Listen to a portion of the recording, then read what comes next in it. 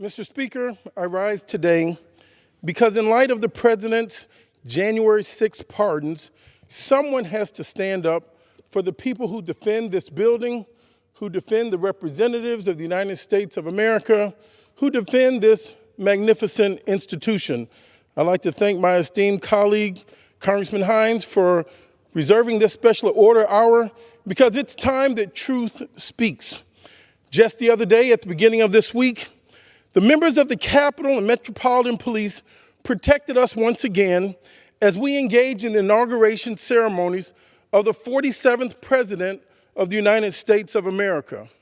And the irony is that while they were protecting us, the Chief Executive Officer of the federal government was preparing to undermine the spirit and the substance of that protection. The very idea of pardoning people who violently attacked police officers who were protecting the United States Capitol is an anathema and should be offensive to every member of this body.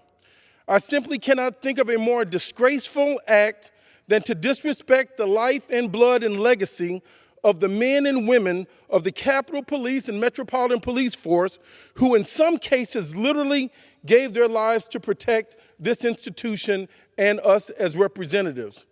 To pardon people who relished and participated in acts of political violence that led to the death of innocent people is something that cannot be and should not be overlooked.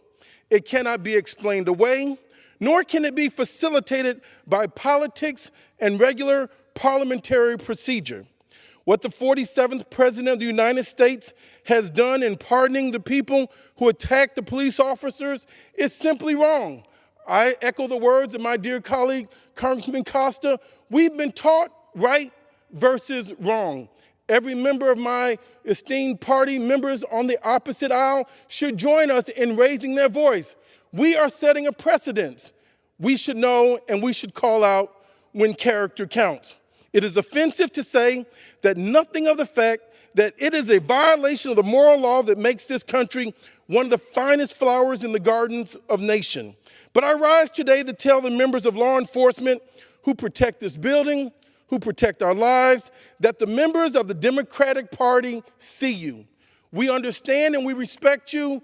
We respect your character, and we are ashamed at the behavior of this institution. We are ashamed at the behavior of the 47th President of the United States of America. We are ashamed that you have been disgraced and humiliated while you come here to protect us every day. We have not afforded you the same protection that you give us every day.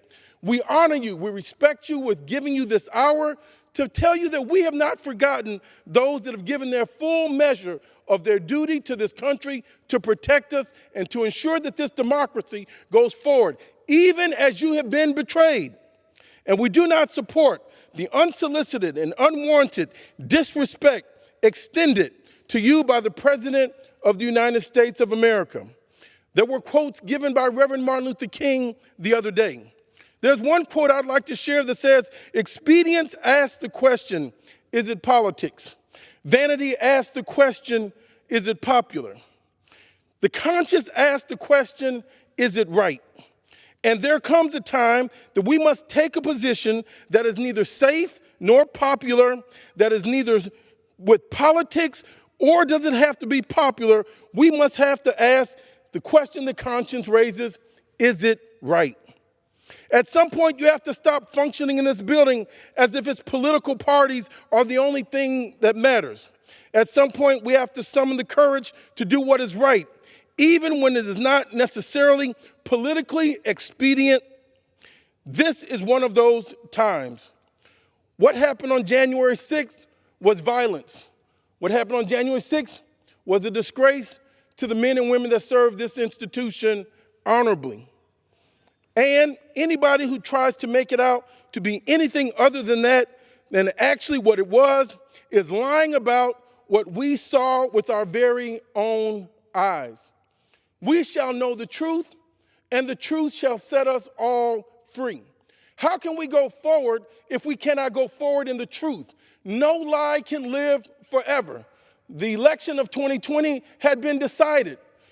The people that came here on January 6th, That was not a day that most people in American history know what goes on procedurally that happens here. What happens there was supposed to be the transfer of power with the electoral college votes that we ceremoniously passed. No, people were summoned. People were called. Who called them? What were they called to do? They came here. They built a noose and a galley outside to hang the Vice President of the United States of America. And we sit here in silence. We act like it never happened. What concerns me most now is that we are sowing the seeds for future anarchists.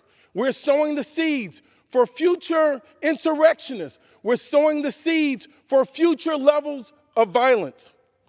I would remind my colleagues that history is watching. The future is listening. And our children are observing everything that we do. Mr. Roy, and before we get up and speak reckless about a mob that violently attacked police officers, we would all be wise to consider how our words will age in years to come and whether future generations will condemn what we said or remain silent about this issue. Mr. Speaker, the reality is no lie can, will, or shall live forever.